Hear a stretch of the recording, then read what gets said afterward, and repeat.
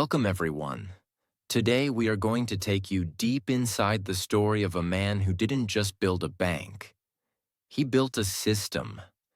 A man whose name still lives in the world's most powerful financial institution. J.P. Morgan Chase.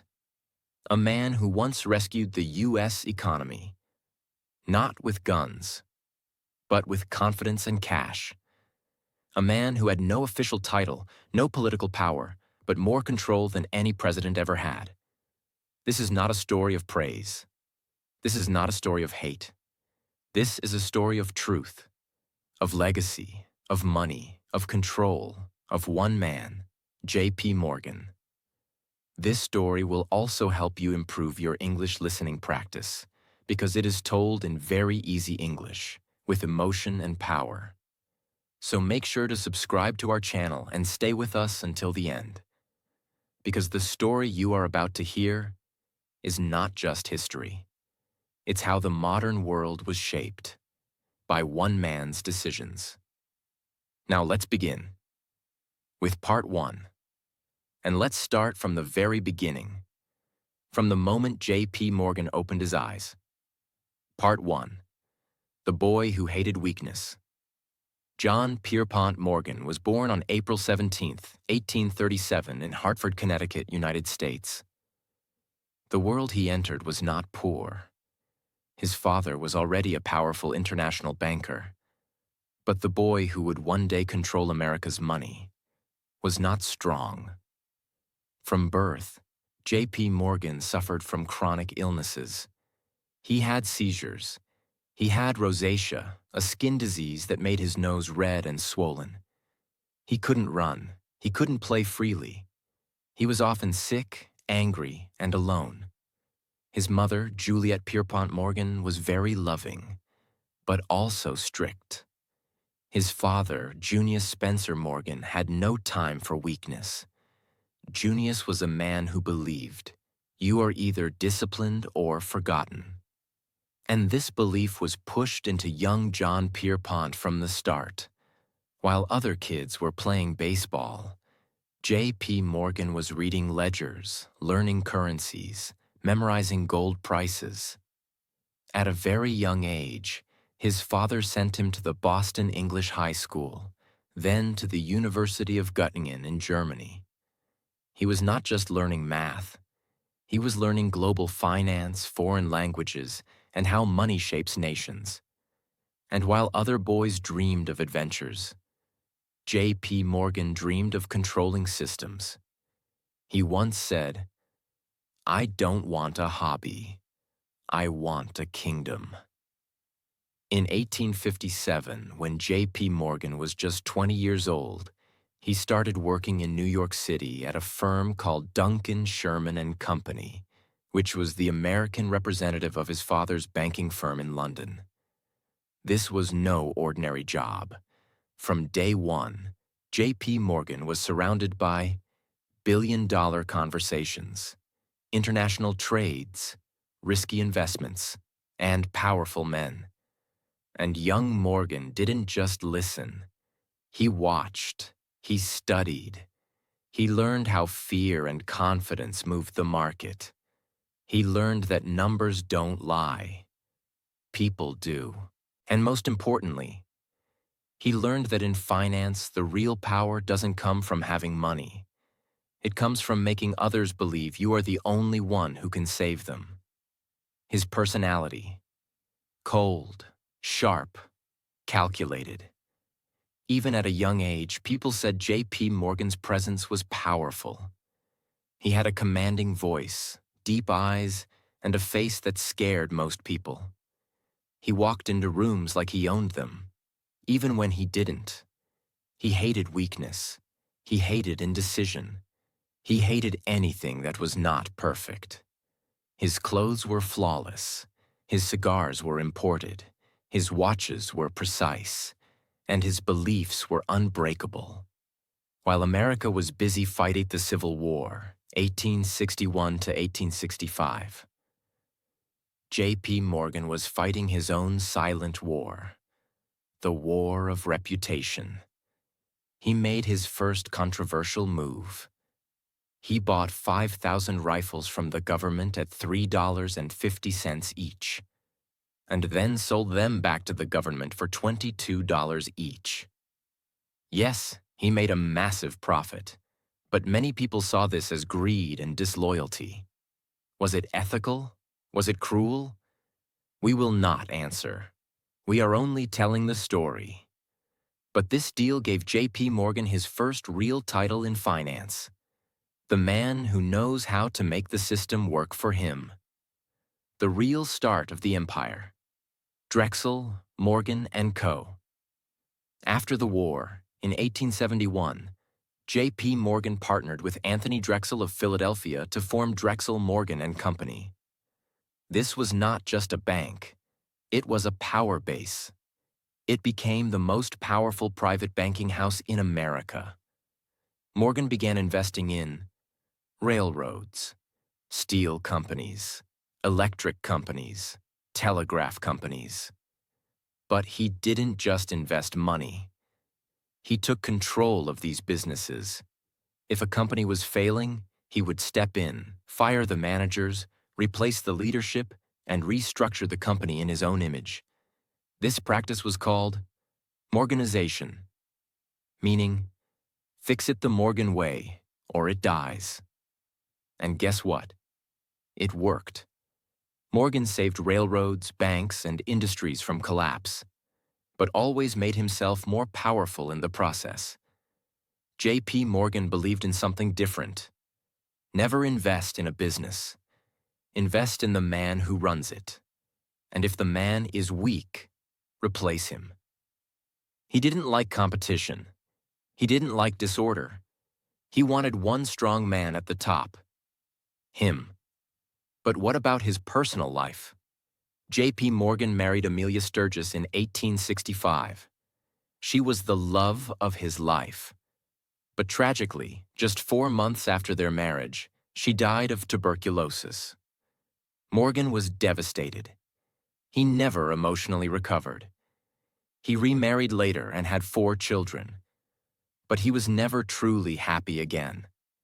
He hid his pain behind business, money, and power. And his rosacea, the disease he had from childhood, worsened. He grew a large, disfigured nose and hated photographs. That's why very few pictures of him smiling exist. In the late 1800s, railroads were the lifeblood of America. They carried people, steel, coal, cotton, everything that made the U.S. powerful. But there was a problem. Too many small rail companies were fighting, losing money, overbuilding, and competing like wild animals. The entire system was on the edge of collapse. And who stepped in to fix it? J.P. Morgan.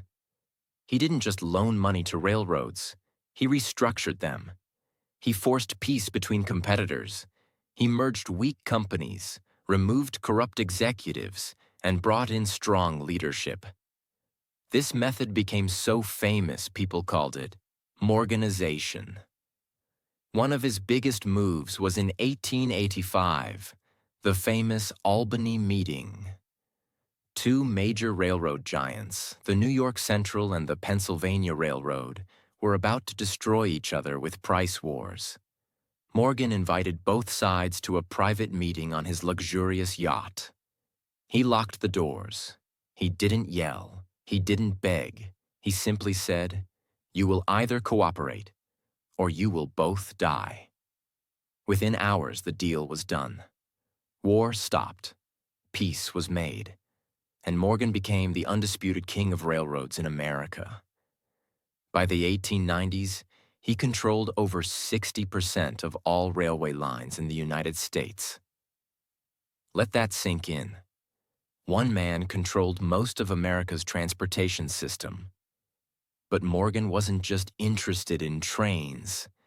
He wanted to control the entire structure of American capitalism. So he began expanding his reach into electric companies, telegraph companies, steel mills, banks. In 1891, he helped finance Thomas Edison's electric company, and merged it into what would later become General Electric, GE, one of the most powerful corporations in the world. Morgan was no longer just a man. He was now a machine of capital. In 1893, America faced one of the worst financial crises in its history. The stock market crashed. Banks were closing. People were scared. The U.S. government itself was running out of gold. Yes, the government. The situation was so bad that the U.S. dollar, which was backed by gold, was losing trust. If gold reserves dropped too low, the dollar would collapse, and with it, the entire economy. The president at the time, Grover Cleveland, had no idea what to do. So who did he call?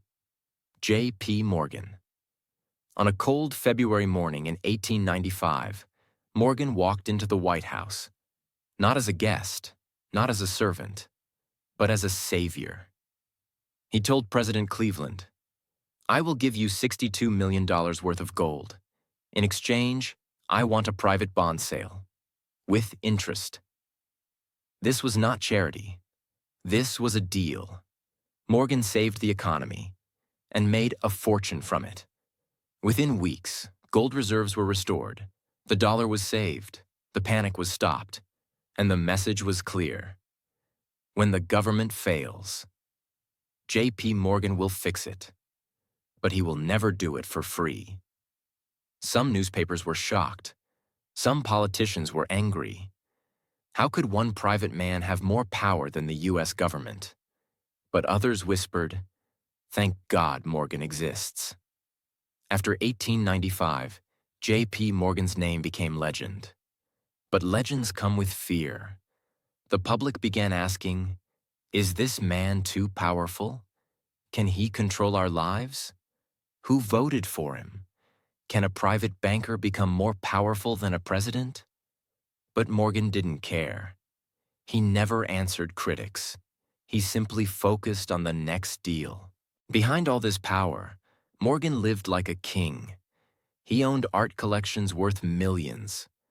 His house on Madison Avenue was like a museum. He had private clubs, private trains, private yachts. He smoked 20 cigars a day. He spoke only to people who mattered. And if you wasted his time, he would stand up and leave. He hated reporters. He hated photographers. He once threatened to beat a journalist with his cane for taking a photo without permission. His rosacea had worsened, and he grew more paranoid about his appearance. He didn't want fame. He wanted order. J.P. Morgan lived by a few strong rules. A man I do not trust cannot get money from me, not for all the bonds in Christendom. He trusted people, not paper. I owe the public nothing. He didn't care what others thought. He served his system. Credit is only a matter of confidence. He believed that fear collapses economies and confidence builds them. To him, money was not numbers. It was power, respect, and control. By the end of the 1890s, J.P. Morgan had done everything. Controlled railroads, saved the government, tamed electric companies, silenced critics. Part 2. The birth of U.S. Steel and the most powerful man in America. The late 1800s and early 1900s were the age of steel. Steel built skyscrapers, bridges, railroads, ships, weapons, factories. Steel was strength. Steel was modernity. Steel was the future. Whoever controlled steel controlled the backbone of America.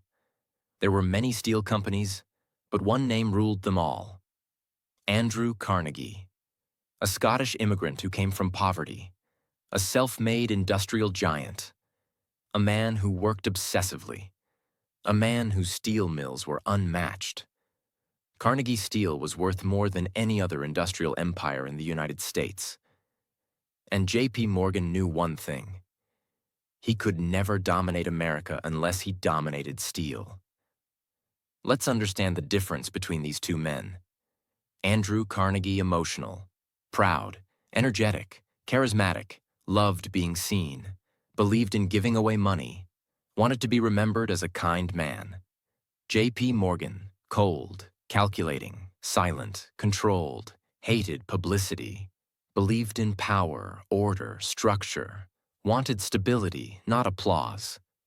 They were opposites in every way, and opposites almost never work together. But history was going to bring them face to face. By 1900, Morgan had reorganized railroads, electricity, banks, and industrial companies. He now had a level of control no private man ever had before. But Carnegie was not afraid of him. In fact, Carnegie enjoyed teasing Morgan. When reporters asked Carnegie, "Would you ever sell your company to J.P. Morgan?" Carnegie laughed and said, "No, I don't want to see my empire under someone else's umbrella." People loved it. Carnegie became the friendly giant. Morgan became the mysterious power figure. But Morgan knew that Carnegie's steel empire was stopping him from completing his own vision. Morgan wanted to build something the world had never seen. The first billion-dollar corporation in history. To do that, he needed Carnegie Steel. And to get Carnegie Steel, he needed something even bigger. The courage to walk into a meeting where he might be humiliated. In 1900 to 1901, American industries were rising fast. Competitors were growing. Smaller steel companies wanted protection. They wanted stability. And they knew only one man could bring order, J.P. Morgan. So smaller steel firms came to Morgan and said, "Bring us together, make us strong, but we cannot beat Carnegie without you." Morgan knew this was the moment. He organized dozens of steel companies. He prepared financial plans. He studied Carnegie's empire piece by piece. Then something happened that changed history. Carnegie, now aging, went on a vacation to Scotland.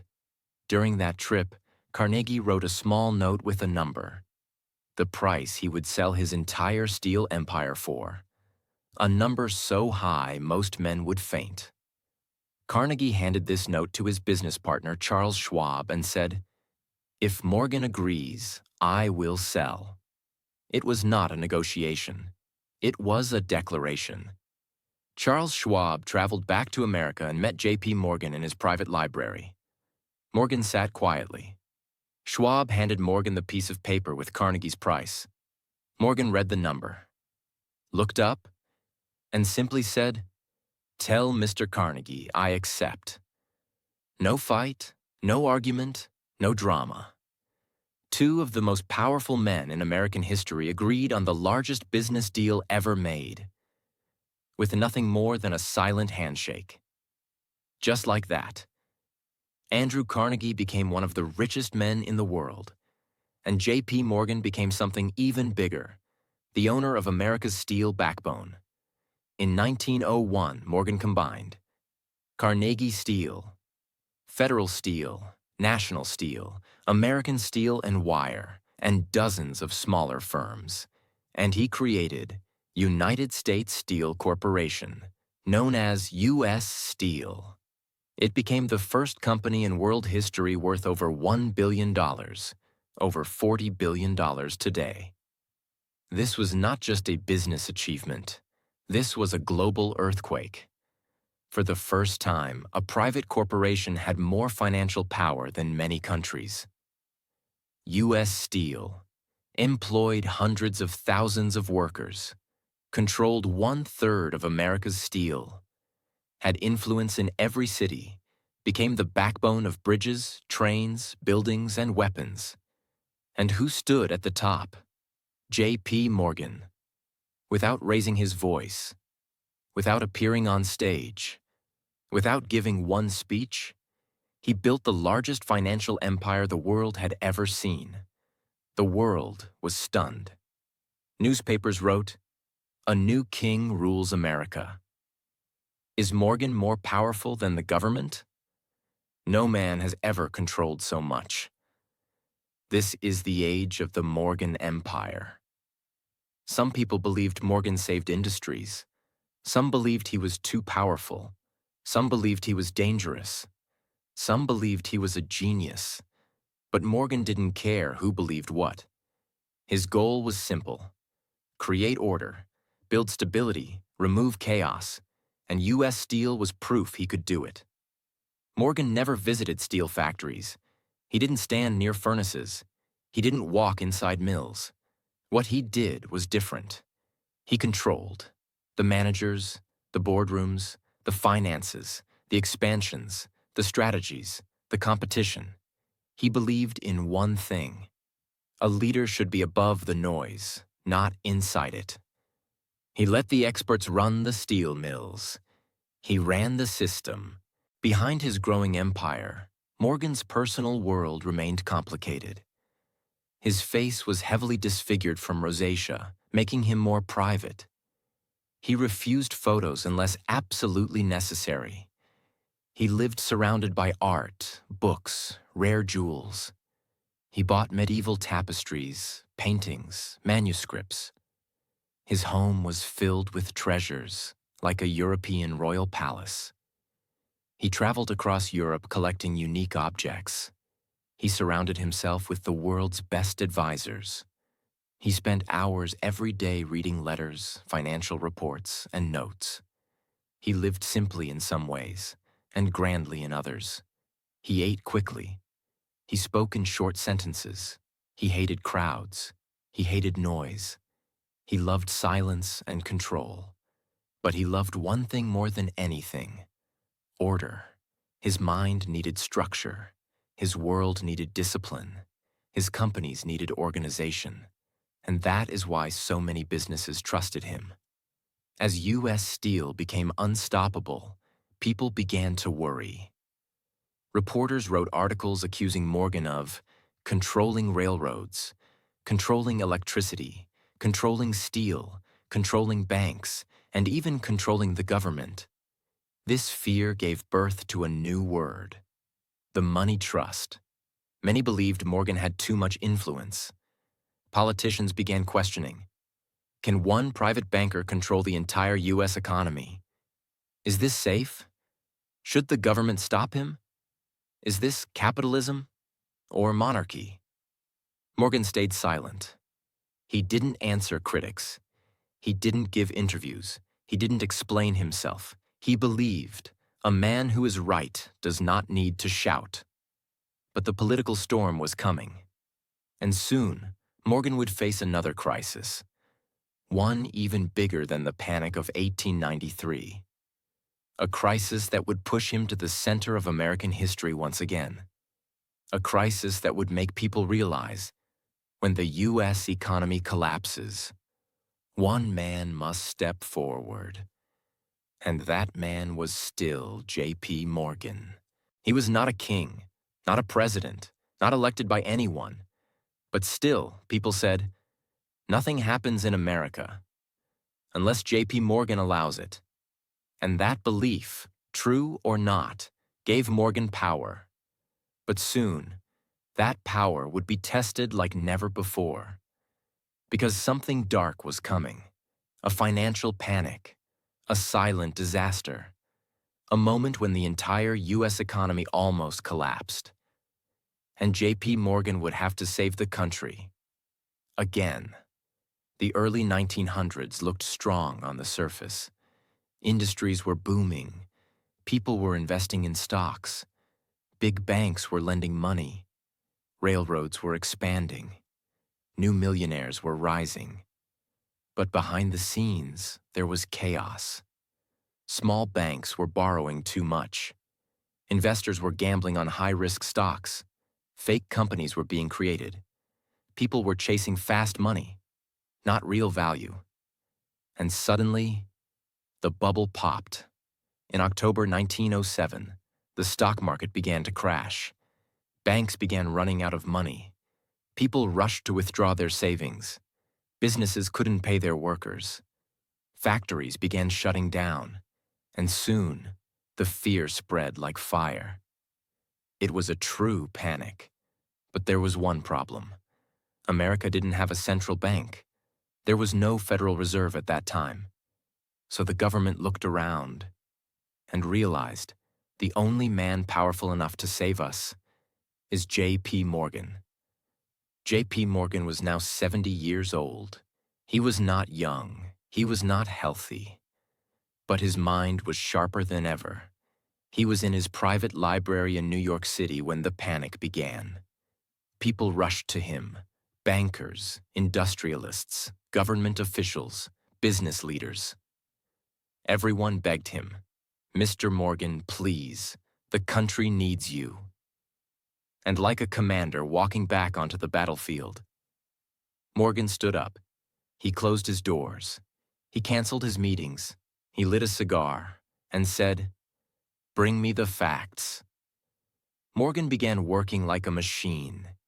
He created a war room inside his library. He brought in experts, accountants, bankers, lawyers, CEOs. He placed chairs in circles. He spread out financial statements on the table. He asked detailed questions about every failing bank. For 3 days and 3 nights, he barely slept. He studied every number. He wanted to know which banks were truly weak, which companies were lying, which loans could still be recovered, which men could be trusted. And once he understood the full picture, he took action. On the evening of October 22, 1907, Morgan invited all the top bankers in New York City to his library. He looked around the room and said, "You caused this mess. Now you will help fix it." Some bankers resisted. They didn't want to lend money. They didn't want to risk their own banks to save others. Morgan said nothing. Instead, he stood up, walked to the doors, and locked them. Yes, he literally locked the doors of his library from the outside. Then he said, "No one leaves this room until we agree." For hours, the bankers argued. Some yelled, some begged. But Morgan sat silently, reading a book. At midnight, he looked up and said, "Gentlemen, you have 10 minutes to sign." Under pressure, the bankers signed the agreement. They pledged $25 million to support failing banks and businesses. In today's money, over $800 million. The next morning, newspapers reported, "Morgan saves Wall Street. Crisis averted. Thanks to J.P. Morgan." J.P. Morgan had just done something extraordinary. He had analyzed the entire national banking system, organized the top bankers into action, supplied emergency funds from private sources, restored confidence in the markets, prevented a complete collapse of the U.S. economy. And he did it all, without any political title, without any military force, without asking for fame, without making a speech. He did it because no one else could. But this time, something changed. The people were grateful, but they were also terrified.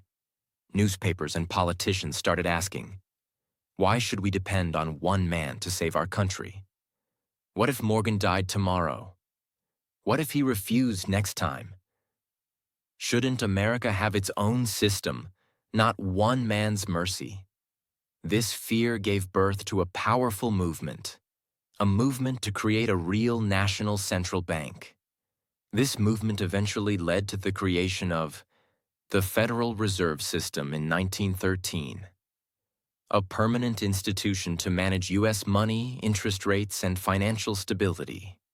In short, J.P. Morgan's power was so big that America created a new system just to replace him. Part 3. The Government versus J.P. Morgan, the Empire under Attack. J.P. Morgan had saved America from financial disaster, twice.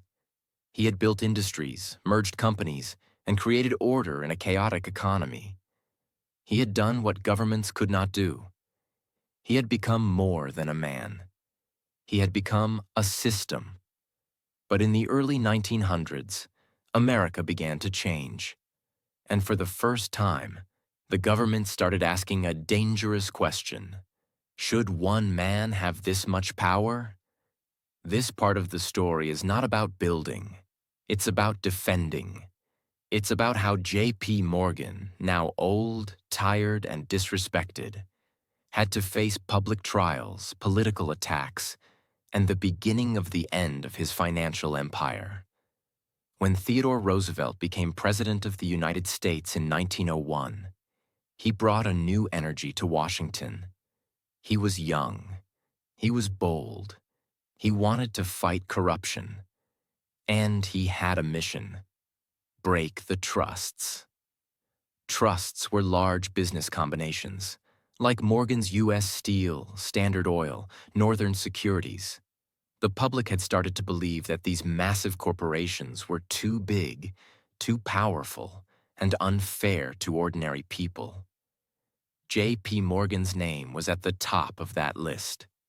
So, just 2 years after Morgan saved the country from the panic of 1907, the same country turned around and said, "We want to break your empire." And they came for him hard. Let's go back a little. In 1901, J.P. Morgan had made another giant move. He helped create a company called Northern Securities, which combined multiple major railroads: Northern Pacific, Great Northern, Chicago, Burlington, and Quincy. Together, this new company controlled almost all the railroads in the northwestern U.S. It was massive. And it was legal, at least under the laws of the time. But President Roosevelt didn't care. He believed this was a monopoly, too much power, too dangerous. So he sued J.P. Morgan's company using a new law, the Sherman Antitrust Act. This was the first time the U.S. government had ever taken such a powerful business leader to court. When Morgan heard about the lawsuit, he was shocked. He had always worked with the government. He had saved the economy. He believed the government trusted him. So he met with Roosevelt's team and said something unforgettable. "If we have done anything wrong, send your man to my man and they can fix it up. That is business." What he meant was, we solve problems privately, not in public. Why are you trying to humiliate me? But this time, the government said, no. This time, it's public. Morgan couldn't believe it. He had spent his life bringing order to chaos, but now he was being treated like a criminal. The court case went to the U.S. Supreme Court in 1903. For months, lawyers debated. Was Northern Securities a monopoly? Did it reduce competition? Did it hurt the public? The country was watching. Wall Street was watching. Morgan was watching silently, from the shadows. In the end, the Supreme Court ruled against J.P. Morgan. The Northern Securities Company was broken up. It was a shocking moment. The most powerful man in American business had been defeated, not by money, but by law. After the case, the newspapers changed their tone. They no longer called Morgan a savior. Now they called him the man behind the curtain, the invisible hand controlling America, the king of monopolies. Political cartoons showed Morgan as a giant octopus with his arms around the railroads, the banks, the steel industry, and even Congress.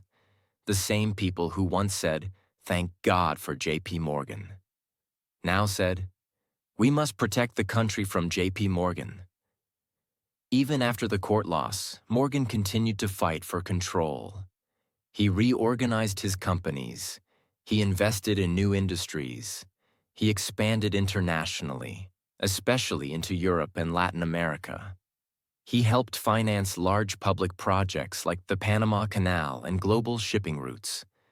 And still, he maintained control over U.S. Steel, General Electric, AT&T International Mercantile Marine, and dozens of smaller firms. But something inside him was changing. He was tired, older, less interested in the day-to-day fighting. He had spent 50 years building an empire. Now he spent his days defending it. In 1912, a powerful investigation was launched by the U.S. Congress. It was called the Pujo Committee. Their goal was to investigate the so-called money trust. They wanted to prove that J.P. Morgan and a small group of bankers had created a secret network that controlled America's economy. And so, for the first and only time, J.P. Morgan was called to testify before Congress. Morgan was now in his mid-70s. He was heavier, slower, still intimidating, but clearly aging. In the courtroom, Morgan sat in a chair surrounded by lawyers and reporters. And then, the questioning began. One of the committee members asked, "Mr. Morgan, is it not true that banks loan money based on property and assets?" Morgan answered, "No, sir. The first thing is character. Before money or property, we ask, is this man honest? Can he be trusted?" This one sentence shocked the room. Morgan wasn't just talking about banking. He was talking about the foundation of trust. But the public didn't care anymore. They wanted blood.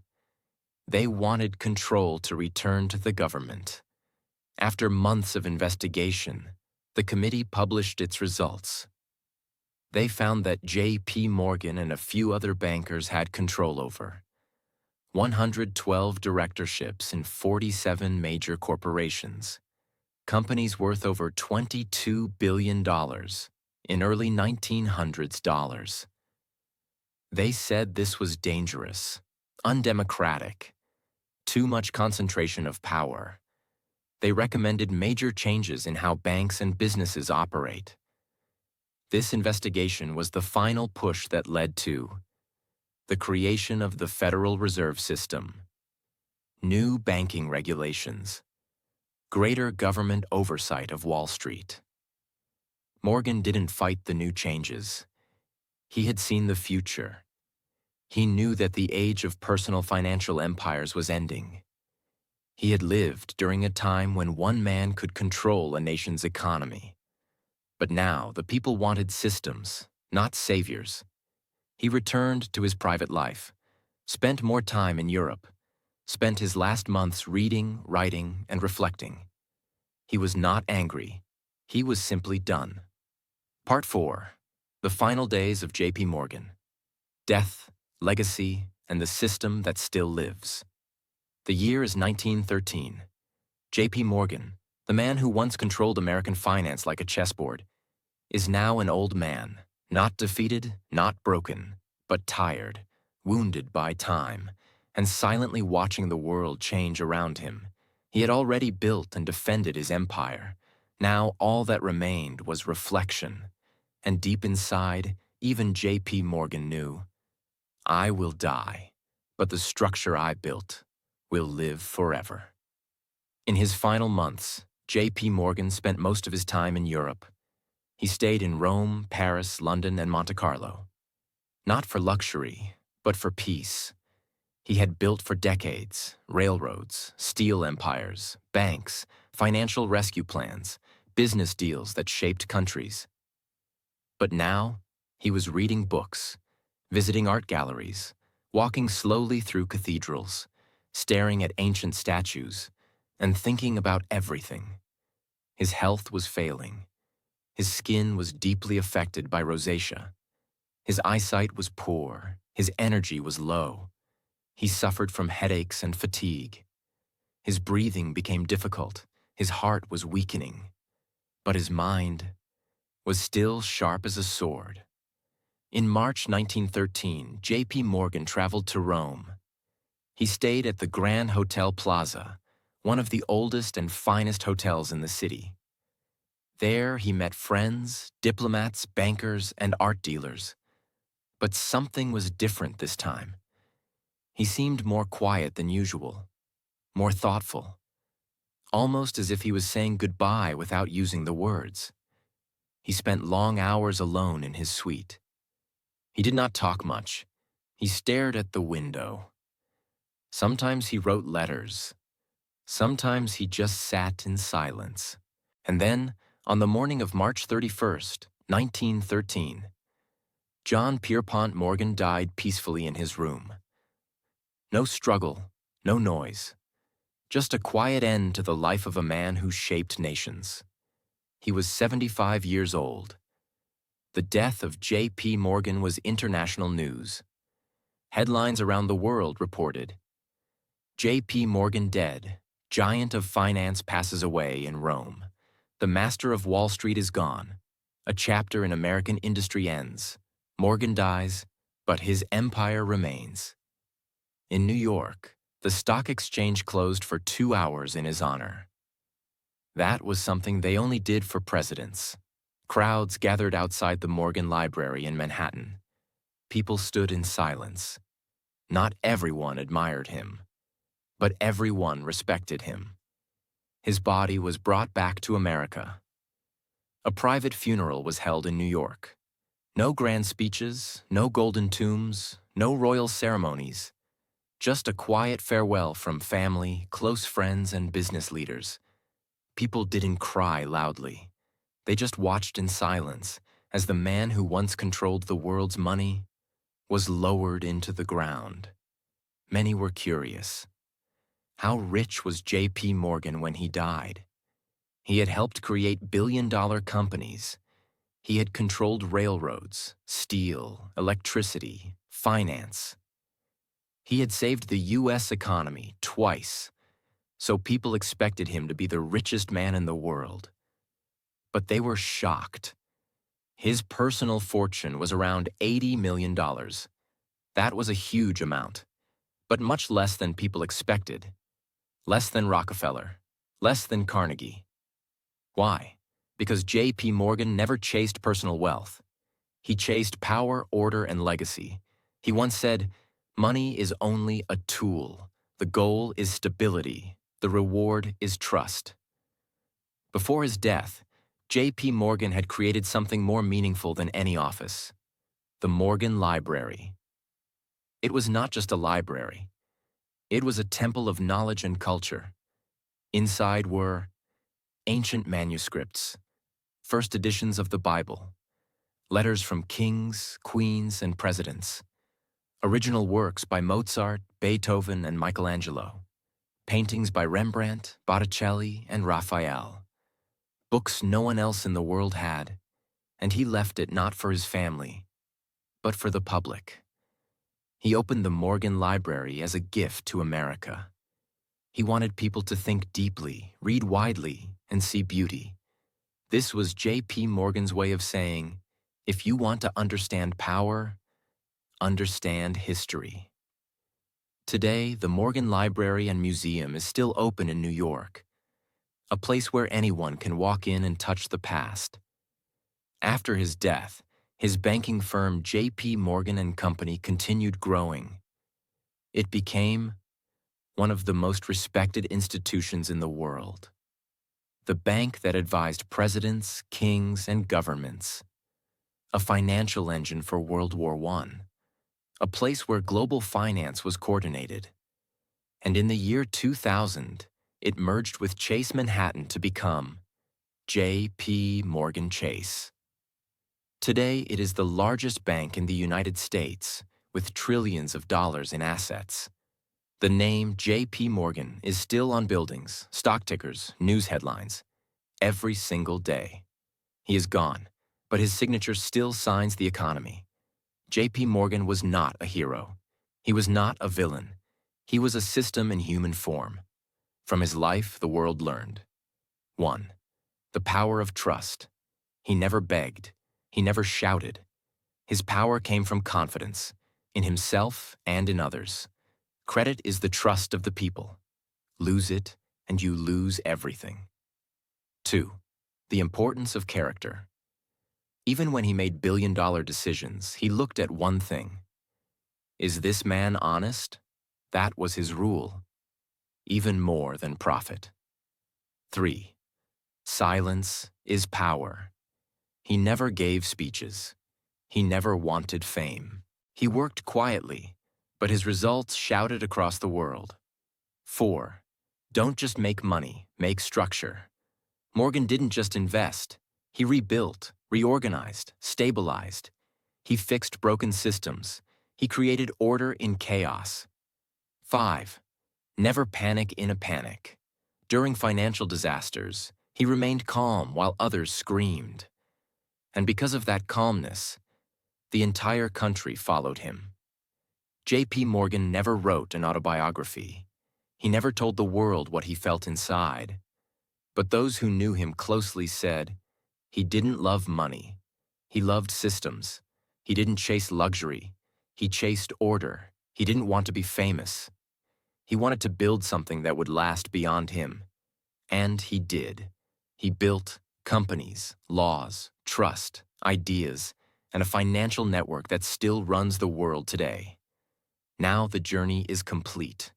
From a sick boy in Connecticut to a global financial giant, from building railroads to saving the U.S. economy, from court battles to creating institutions still alive today, from a man feared by presidents to a name that stands for stability.